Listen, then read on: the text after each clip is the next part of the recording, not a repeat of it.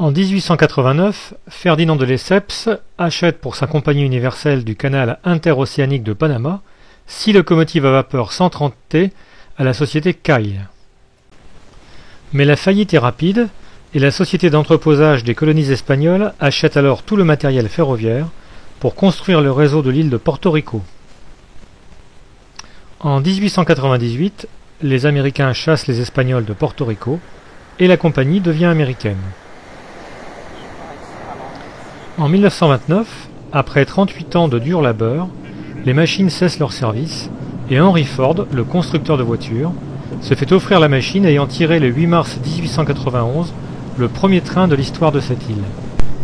Seule machine non américaine de son musée de Dearborn, près de Detroit, dans le Michigan, et très appréciée par lui-même, elle est complètement reconstruite à neuf sur les plans d'origine.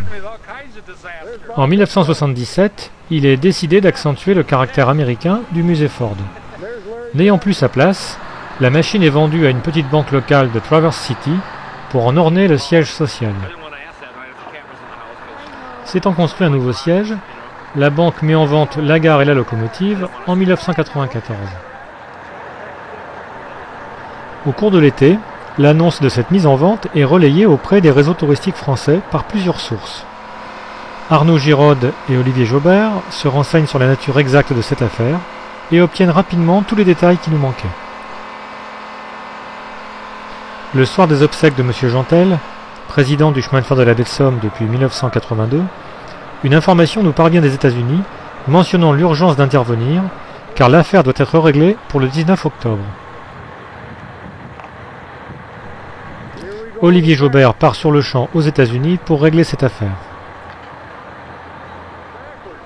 Il nous ramène des photos enthousiasmantes, le marché est conclu et la machine va pouvoir entreprendre son voyage de retour vers son pays d'origine. À la mi-novembre 1994, elle est chargée sur un camion afin de rejoindre le port de Baltimore.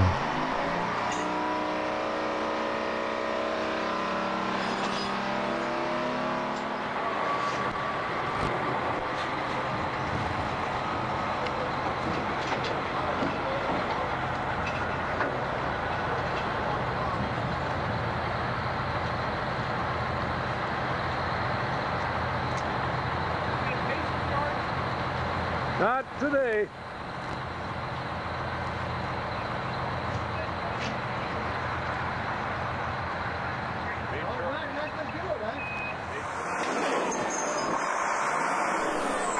Le 1er juin 1994, la 130 Kyle rejoint sa terre natale pour notre plus grand plaisir.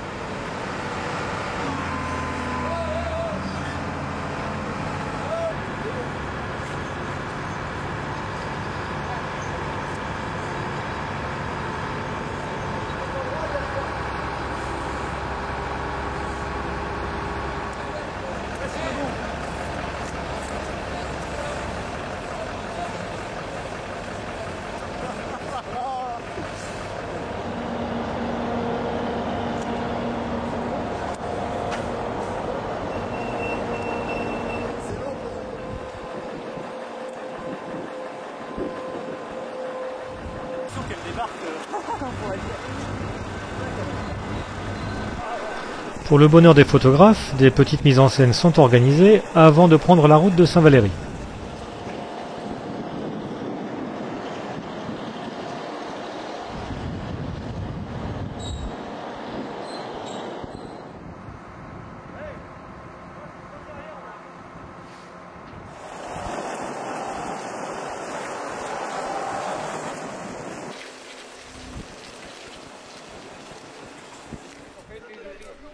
Enfin, le grand jour est arrivé. Sous un brouillard tenace et un froid de canard, la 130 Kyle fait son apparition sur le port de Saint-Valery. C'est vrai, j'ai pas encore mangé moi non plus. Je vais aller à la boulangerie.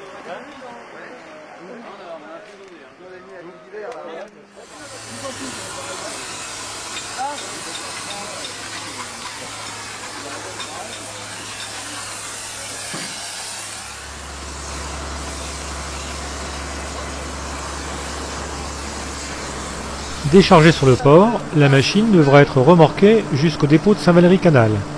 Il y a donc un gros travail préparatoire de dégrippage des pièces mobiles.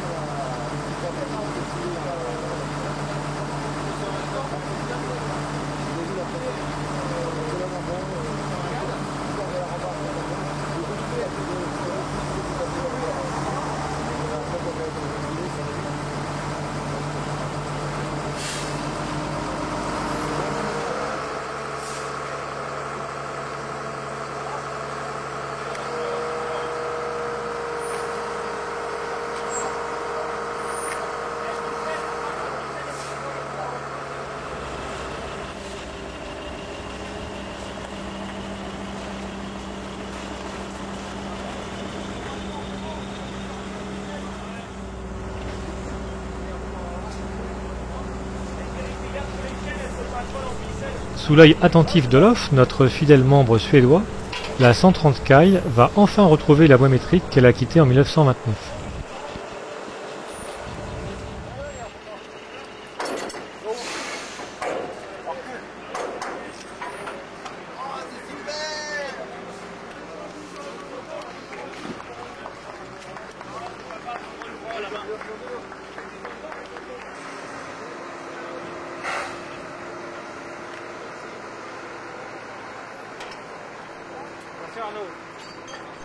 L'événement est apprécié à sa juste valeur et filmé par les caméras de M6.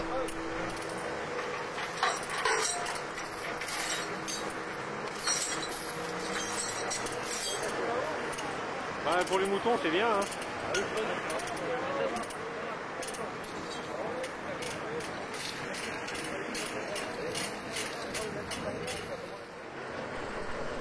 Immobilisée depuis près de 70 ans, la machine finit par se laisser faire, après quelques glissades et surtout quelques gigolets supplémentaires de burette d'huile.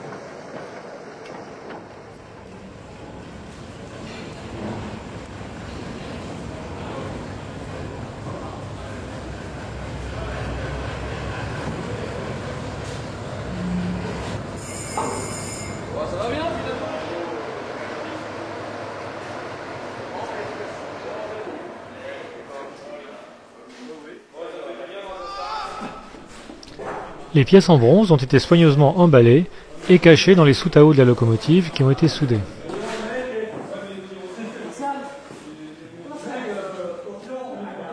Un américain. Y'a que ça comme boulot? C'est deux. Un américain. Exact, Arnaud. T'as tu l'attrapes? Ah bah attends, j'arrête.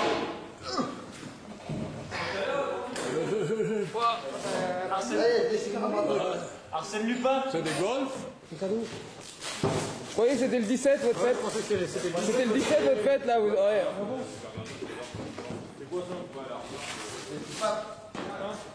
C'est les crochets de plupart. Oh, gauche et arrière, gauche et l'eau. Oh la vache. Oh la vache, le sifflet. Oh là là. Là, tu perds un kilo à chaque coup, là. À mon avis, c'est pas le sifflet d'origine. Si, c'est le sifflet. Nous nous retrouvons au Quai des Arts pour fêter cet événement et clore une journée qui, nul doute, restera gravée dans nos mémoires.